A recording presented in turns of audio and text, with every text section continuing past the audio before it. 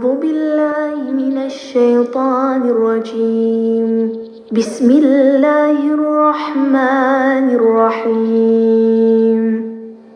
تبارك الذي بيده الملك وهو على كل شيء قدير، الذي خلق الموت والحياة ليبلوكم أيكم أحسن عملا وهو العزيز الغفور.